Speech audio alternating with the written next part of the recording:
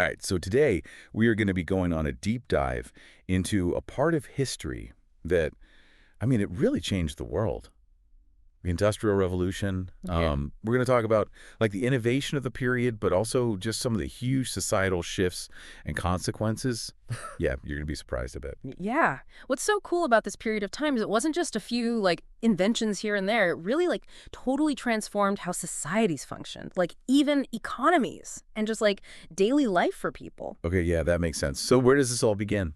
Well, our deep dive, it starts in Great Britain in the late 1700s. That's where we see the first hints of what we know as the Industrial Revolution, right? And this is a period of really rapid change. Okay, so what was life like before all this change? People were still making things, right? Absolutely. So for centuries, skilled artisans, these were at the heart of production.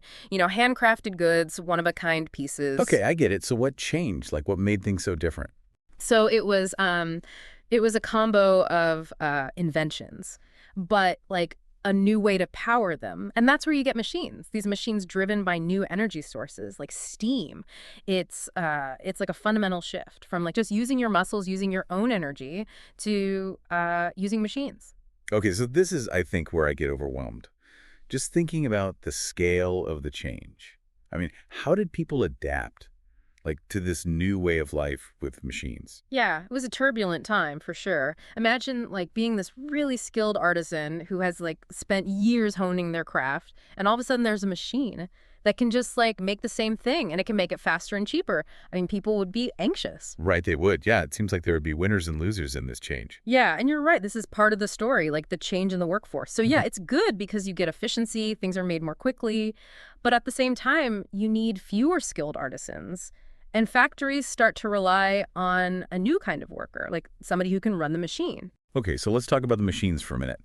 I'm thinking of those old black and white photos, with giant gears and all that steam. Is there one invention that kind of kicked things off, or was it more like a bunch of things? It's kind of a mix of both. Take the textile industry. Before the revolution, imagine a simple cotton shirt that would cost a week's wages for somebody who's a laborer. But new inventions like the spinning jenny or the water frame completely changed how textiles were made. All of a sudden, you could just spin thread so much faster. You could weave cloth super fast, and that just meant more shirts and cheaper shirts. Okay, so if things start to move faster and faster.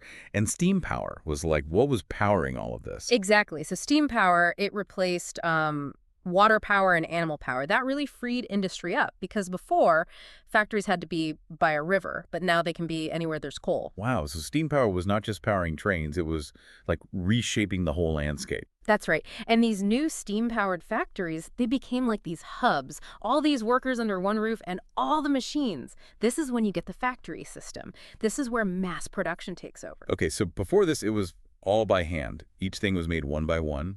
No wonder stuff was so expensive. But mass production, that had to come with its own problems. Yeah, you're right. It was a huge change. Before the revolution, every item had its own, character. They weren't perfect. Each one was a bit different. Mass production, that meant everything was the same. You could make more things. It was cheaper, but maybe you lose that, individual touch. I see what you mean. The revolution wasn't just about new machines. It was changing how we thought about, the things we use every day. Exactly. And mass production also meant you could make more things at a lower cost, right? Like that cotton shirt that cost a week's wages. Now, almost anybody could buy it. Okay, so the changes were spreading, not just inside the factories. What else was happening? Well, you're making all this stuff now, so Yeah. you need to move it. And you need to move people, too, faster and farther. So this is when you get these huge advances in transportation and communication, too. Okay, so trains. Those steam engines, those changed the game. Right. Now you could transport things in a fraction of the time. Yeah. And it wasn't just, stuff. It was people, too. People could travel so much farther and faster. It was connecting, communities that used to be far apart. Wow, the world really was getting smaller then. It was getting more connected. And I guess communication was changing, too. Absolutely. There were new ways to communicate, too, that made the world smaller. Information could travel faster, so people knew more about what was going on in other places. That's hard to imagine now, a world without, instant communication. It really shows how much the Industrial Revolution changed the pace of life. And, the scale of things, too. It really was unlike anything else in human history. But while there was all this progress, there were also new challenges. Right. So now we get to those consequences we talked about, right? Yep. One of the biggest was how fast cities grew. People went to the cities, looking for work in the factories. So then you get all this like population growth, Mm. which has put a strain on, everything like resources, infrastructure. Wow. So you have more people, you need more housing, more food, you have to deal with all the sanitation. It sounds chaotic. It definitely caused some difficulties. So at the same time, agriculture and healthcare, that got better too. People were living longer.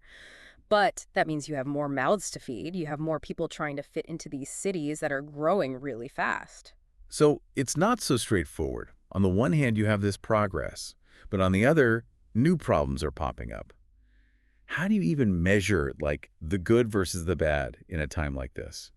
That is a tough question that, people are still debating. But I think the Industrial Revolution, while it did have all these advances, it also really showed how unequal things were. Right, it's like progress doesn't help everybody the same way.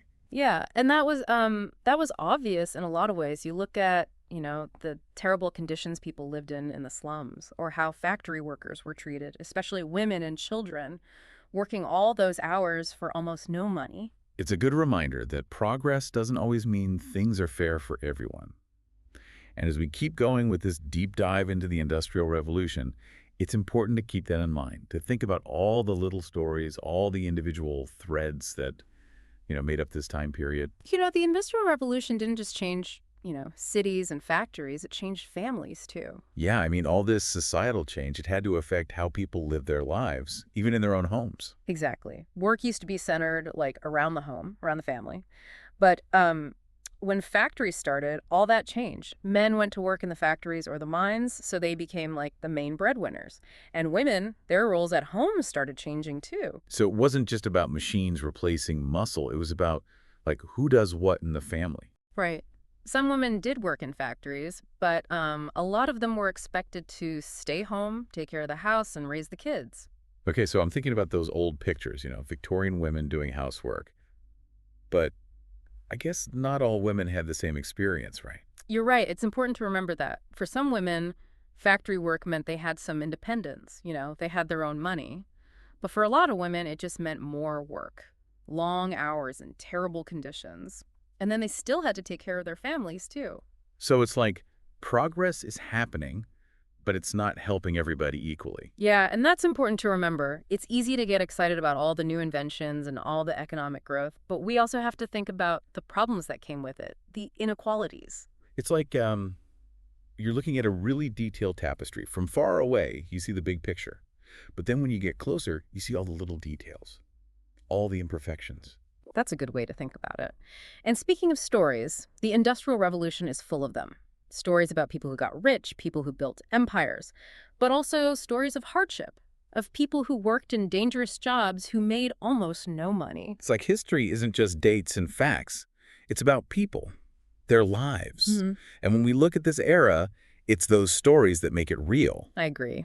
Okay, so as we get toward the end of our deep dive, let's just take a minute to recap. Like, what are the important things we've learned about the Industrial Revolution? What's its legacy? Okay, yeah. Let's summarize what we've learned about this period. What are the big ideas to take away? Well, I think the main thing is the Industrial Revolution changed everything. How we make things, how societies are organized, how economies work. It's all about mechanization. Steam power replacing people and animals, factories, mass production. It's like the world went from, a horse and buggy to a bullet train. Everything got faster, bigger, more connected. Exactly. And you have all these huge advancements in transportation and communication, railways, steamships, eventually even the telegraph. All of these things, they made the world smaller. And we can't forget about, like, the cities. So many people moved to cities for work. But that came with its own problems, like all those people living in crowded conditions, plus, pollution and other environmental problems. Right. And it's important to remember those problems because they are part of the legacy of the Industrial Revolution. The choices people made back then about like how to use resources, how to run society, how to balance progress with its consequences, we're still dealing with those choices today. It's amazing to think that, like, a period that started hundreds of years ago is still affecting us now. Yeah. And as we go into the final part of our deep dive, I want you to think about this.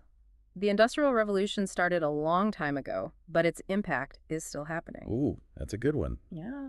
Sounds like we're getting philosophical now. Well, to really understand the Industrial Revolution, we have to go beyond the facts. We have to ask, like, why did it happen? And so what? Like, what does it all mean? What are the long-term effects of this huge change in human history? I like that. It's like we're standing on the shoulders of giants, looking back at where they came from Yeah. and trying to figure out, like, where do we go from here? Yeah. Okay, lead us into this last part. I'm ready for more. It's funny, how we think about progress, like especially with the Industrial Revolution. We tend to focus on the good stuff, all those amazing inventions. But there's also a downside. Right. We've been talking about that, like inequality, all the environmental problems, even just like how we work. It's hard to balance those things with all the progress. Yeah. And that's a question we're still dealing with. Think about, automation, AI, all the worries about people losing their jobs. It's like what happened during the Industrial Revolution, just, a different time. So history doesn't exactly repeat itself, but it rhymes. The same things keep coming up just in new ways. How do we even like figure this all out? This whole progress versus consequences thing. Well, maybe we can look at like some of the big themes from the Industrial Revolution and see how they're still relevant now. Like individual creativity versus mass production. Right. Like before the revolution, you had all those skilled artisans making things by hand. Each thing was unique. But then mass production made everything the same. So, like, did we lose something there? That's a good question. Mass production made things cheaper, so more people could, buy them. But it also changed how we think about stuff. Instead of having things that are special, one of a kind, we got used to things being, I don't know, disposable. It's like we chose convenience over, quality. And that changes not just the economy, but our values. Even just, like, how we see beauty. Yeah. And that brings us to something else, technology and the environment. The Industrial Revolution is when we started relying on fossil fuels in a big way. And that was great at the time. It powered the factories, the trains, everything. But, now we know there was a price to pay. And we're still paying it, right? Right. Climate change, pollution, all of it. It's like we're still catching up with the decisions they made back then. Yeah, for sure. The Industrial Revolution, it changed how we think about the planet. We saw how technology could, change our lives. But we also learned that nature is, like, pretty fragile. So where do we go from here? How do we keep innovating like they did, but avoid the mistakes? That is the big question, isn't it? I think the answer is progress isn't just about, new inventions. It's about, like, taking care of society and the environment. We need, like, a new revolution, one that makes sure things are sustainable and fair. I agree. We need to, like, learn from the past, not just repeat it. That's why it's so important to understand the Industrial Revolution. Okay, so we're wrapping up. What's the one thing you want people to remember about all of this? The Industrial Revolution, it wasn't just some event. It was a process. It's still going on. And today, like, we have the chance to learn from what happened, to make better choices for the future. Wow. It's like we're all part of this, like, big experiment, building on what they did before us. To all you listeners out there, keep asking questions, keep exploring, and keep diving deep. I like that. History isn't just about the past. It's about figuring out how we got here so we can, make good decisions about where we're going.